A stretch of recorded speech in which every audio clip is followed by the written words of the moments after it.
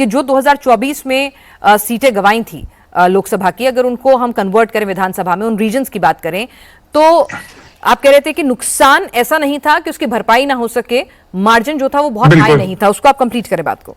हाँ, वही मैं कह रहा हूं, बंगाल से भी हमने ये सीखा कि अगर आप मार्जिन्स पर हैं, आप उनको बहुत आसानी से कन्वर्ट कर सकते हैं। अगर मैं एनडीए और इंडी का वोट एब्सोल्यूट नंबर में भी देखूं, आज भी एनडीए का वोटर ज्यादा आंकड़ा है, उनका बड़ा आंकड़ा है सपा की अलायंस से। तो भाजपा को यहाँ ये करना है, उनका जो एक पूरा इलेक्शन कैंपेन है कुछ 3 चीजों पर होगा। महिलाएं क्या सोचती हैं, योगी जी की पॉपुलैरिटी कितनी है और जाति समीकरण कितना है। मोदी जी की पॉपुलैरिटी में कोई चिंता नहीं करनी, डेवलपमेंट का काम अच्छा चल रहा है, वेलफेयर का काम अच्छा चल रहा है, वो सब अपनी जगह ठीक है। महिलाएं आज भी योगी आदित्यनाथ सरकार के साथ है क्योंकि इन लॉ एंड ऑर्डर में उनको एक कॉन्फिडेंस आता है। अगर आप बात करें जाति समीकरण की, वहां काम करना जरूरी है। योगी आदित्यनाथ की खुद की पॉपुलैरिटी बहुत ज्यादा है, आप किसी से भी यूपी में बात कर लीजिए। बात ये नहीं है कि योगी आदित्यनाथ नया क्या कर रहे हैं, जितने लोगों से भी आप बात करें वो कहते हैं पहले एक अलग तरीके का राज्य था, लॉ एंड ऑर्डर का बहुत प्रॉब्लम था, बहुत एक डर रहता था, गुंडागर्दी रहती थी। योगी आदित्यनाथ के होते हमें ये सुकून है, हमें ये चिंता नहीं है कि ऐसा कुछ दोबारा होगा।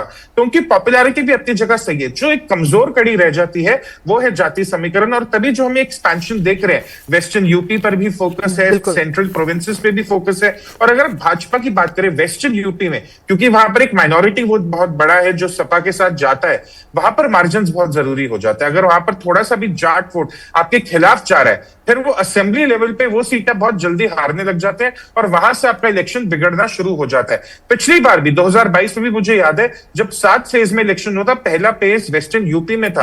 और मैं तुषार आपको रोकना चाहूंगी, बीच बीच में लगातार खबरों की अपडेट भी देते रहेंगे, माफी चाहूंगी। डिप्टी सीएम क्या कुछ कह रहे हैं ब्रजेश पाठक, आइए उनको भी सुन लेते हैं। मुख्यमंत्री जी के नेतृत्व में, महामहिम राज्यपाल महोदय के आशीर्वाद से, केंद्रीय नेतृत्व के मार्गदर्शन में उत्तर प्रदेश सरकार का मंत्रिमंडल का विस्तार होने जा रहा है। हम उत्तर प्रदेश के चतुर्मुखी विकास के लिए कृत संकल्प हैं। उत्तर प्रदेश विकास के पैमाने पर नंबर 1 पर आए और सर्वस्पर्शी, सर्वग्राही